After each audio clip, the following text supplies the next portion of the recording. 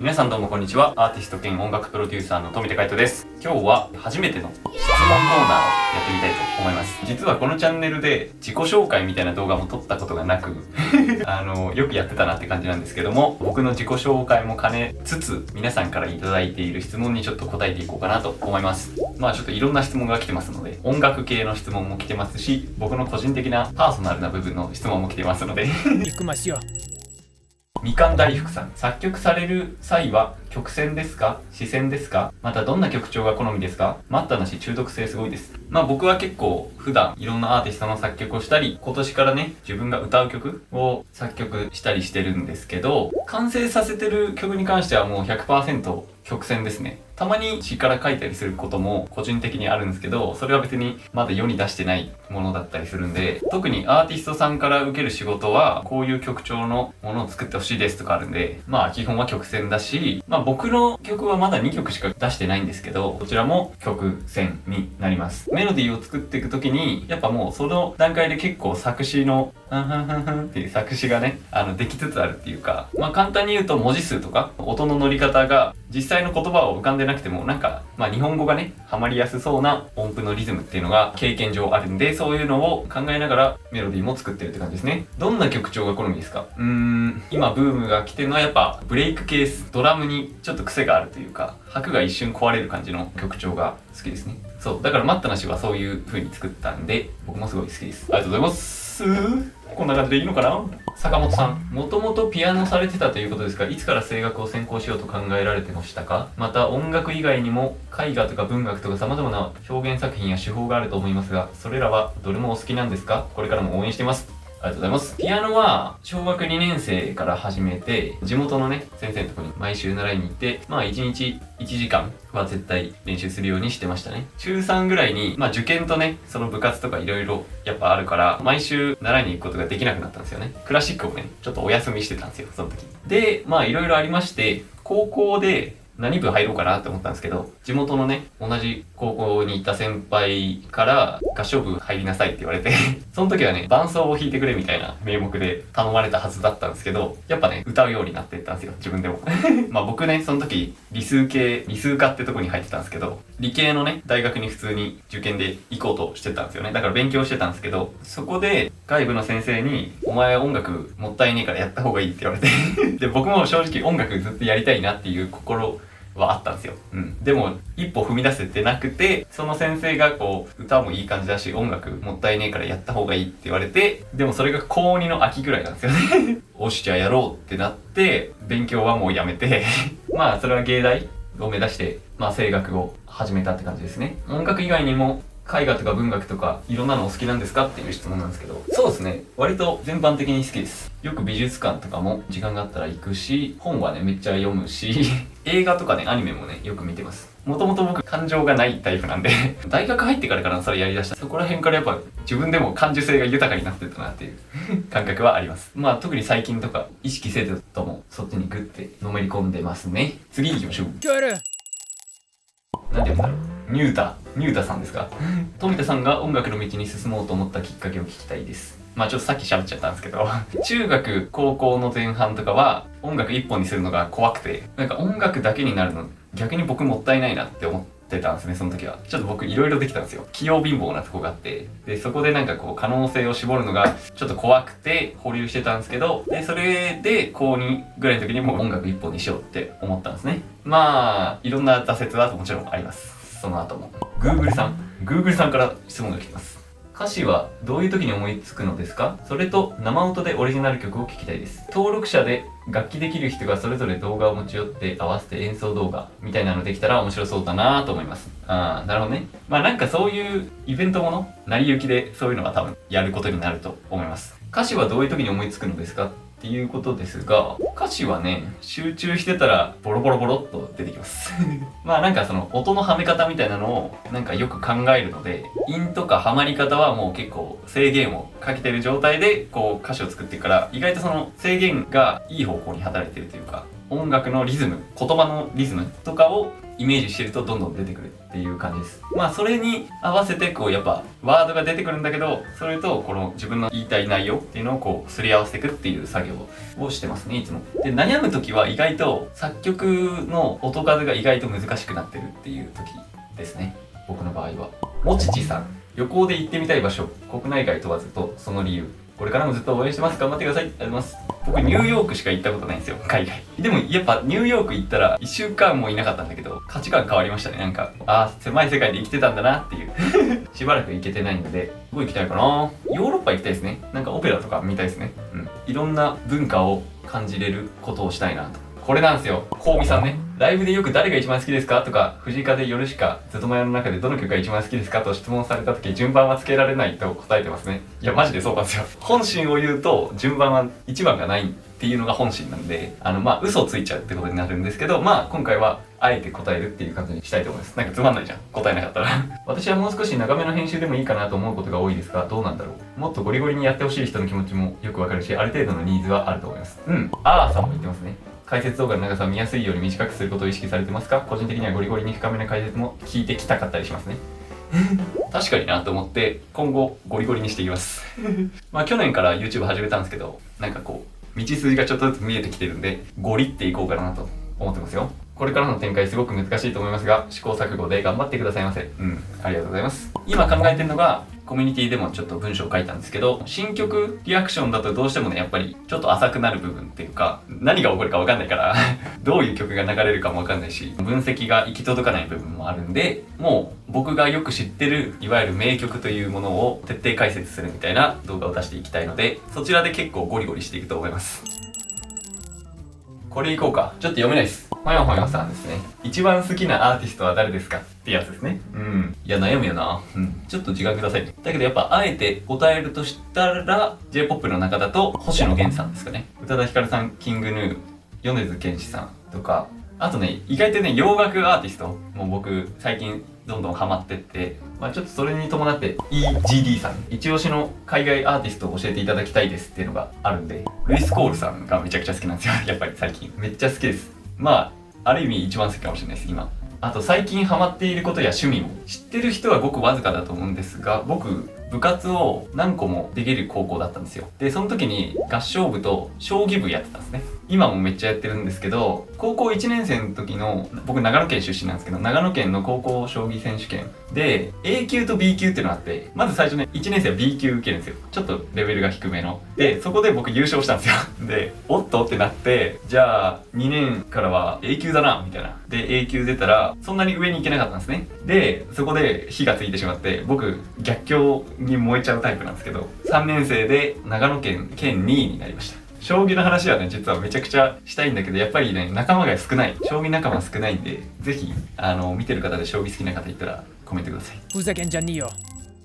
もちだんごさん、今まで聴いてきた曲の中で最も衝撃を受けた曲は何ですか？うりくんさん、今まで一番衝撃を受けた曲は何ですか？そういう僕を悩ます質問がたくさん来てるんですけど、でも、明らかに、うわ、やばすぎるって思った J-POP、それが米津玄師さんの海の幽霊っていう曲です。米津玄師さんの曲ってなんか内側から込み上げる衝撃があるんですよ。一番好きなアーティスト。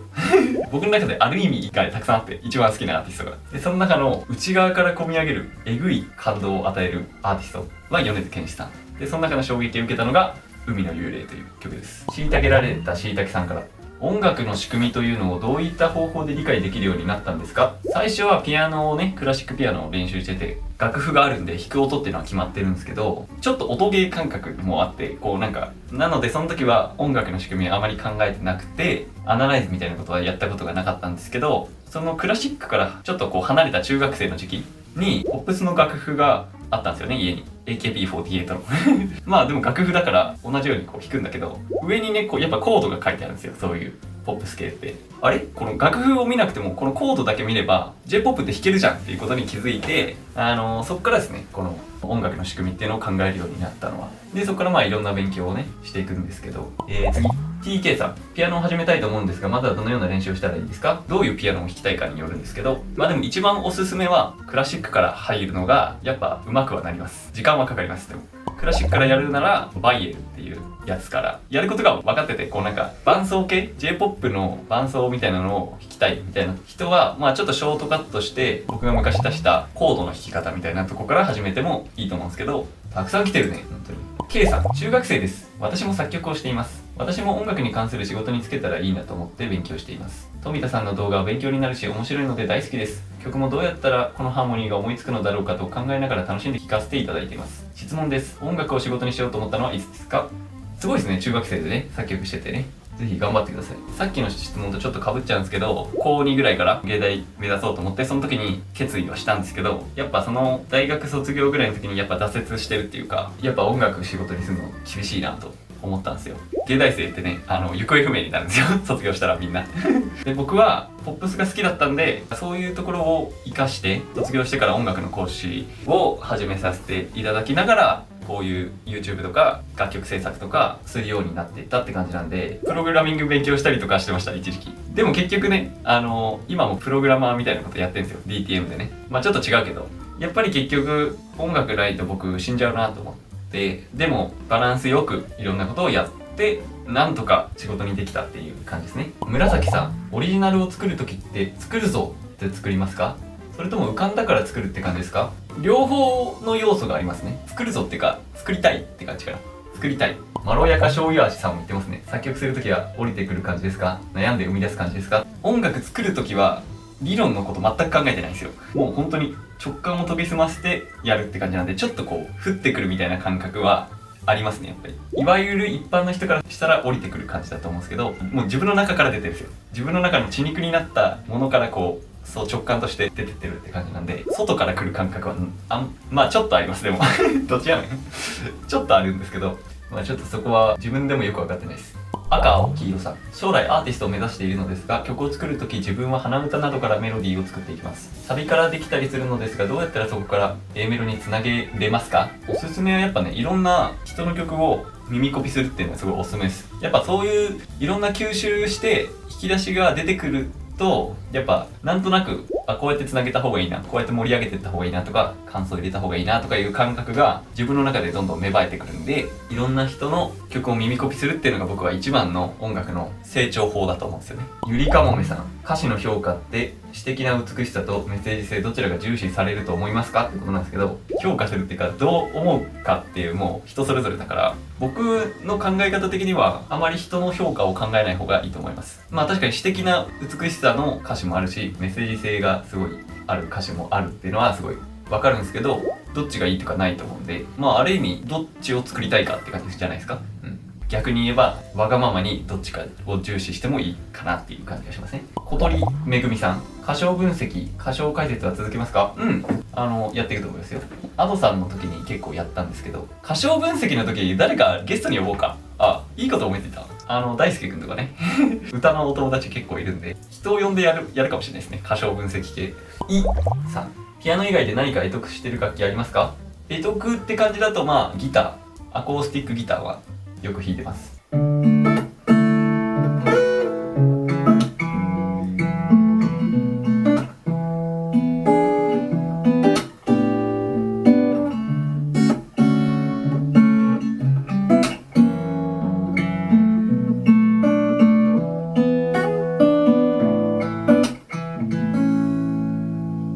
って感じですね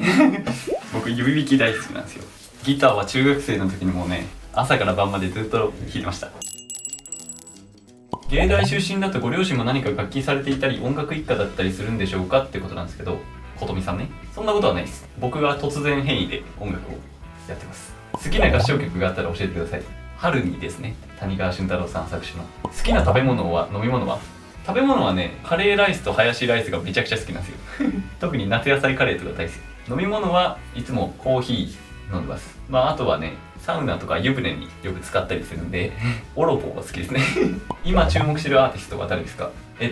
皆さんに教えちゃうかな。ミナ・オカベっていう日系のでも洋楽のねアーティストなんですけど、すごい注目します。曲は洋楽系でシンプルなんですけど、すごい声がいいなと思って、あと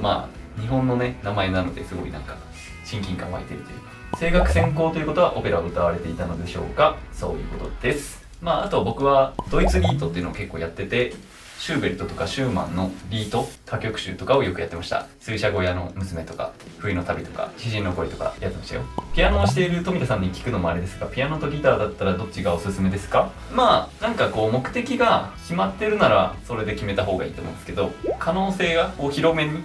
したいんだったらどっちみちピアノを練習することになったりするんで、ピアノいいんじゃないですか。ピアノはやっぱ押したら音は出るっていう状態からスタートできるんで、音を鳴らすのがギターは結構ハードルがあるかなっていう感じ。ギターを始めたければ和樹さんのねYouTube 動画を見るといいと思います全然許可とか何も取ってないけどいいよ和樹さん見てますか？最近聴いてる曲は何ですかっていうことなんですけど、Spotify で僕の聴いてるプレイリストとかをね上げてるんで、それを見てもらったり、まあでもちょっとスクショで載せておきます。こんな感じです。はい。好きなコード進行ってありますかってことなんですけど、これもさっき言ったように本心ではないっていうのが答えというか、瞬間メロディーとかにこう合ってるコード進行っていう意味で、そのコード進行単体で好きかどうかっていうのは実はないんですよ。そのさっきの海の幽霊で言うとコード進行が456456ってこう繰り返していく感じがするんですよ。それがなんかまあ僕の解釈なんですけど、なんか波みたいでいいなって、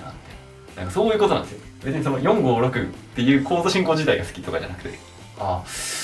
だからこうなんだな。でもあえて答えます。ちょっと丸さ系は普通に好きなんで、僕が編み出したコード進行があるんで、ちょっとそれを好きなコード進行として紹介しますね。こ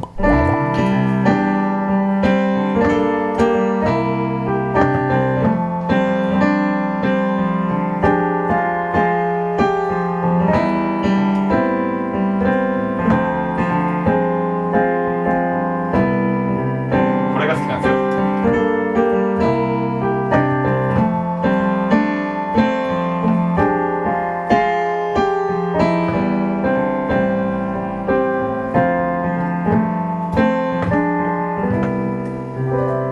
まあ自分で作ったコード進行なんですけどなんかこう C から E 分の C って Gm-C7F って見たことないなと思って、あとはなんかね裏切り系が好きなんで Gm-C7 言ったら F いくじゃないですか。だけど Gm-C7 F シャープマイナー7フラット5とかに行ったりするの好きかもしれないです。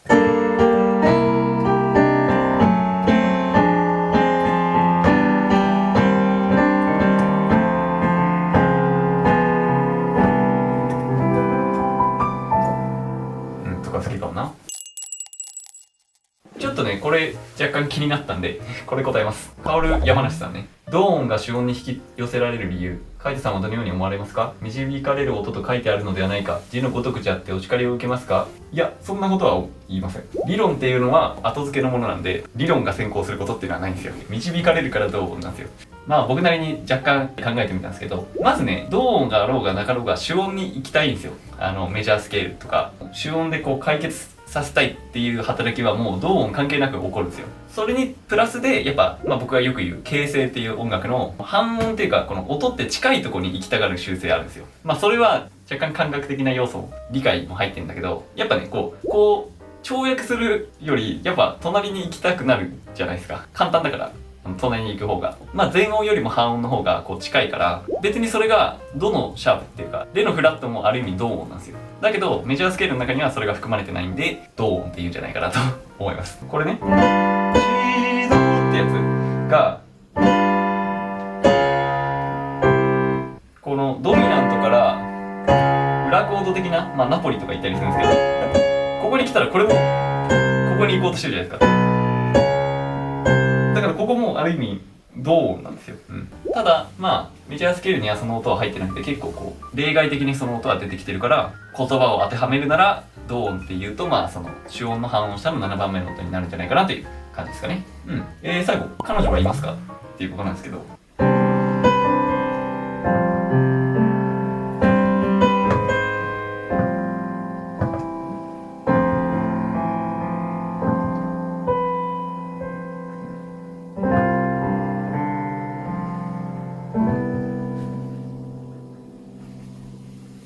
はいこの音楽を分析したら意味がわかると思います。まあ引き続きいろんな動画を出していくと思うので、評価とチャンネル登録も忘れずによろしくお願いします。また次回の動画でお会いしましょう。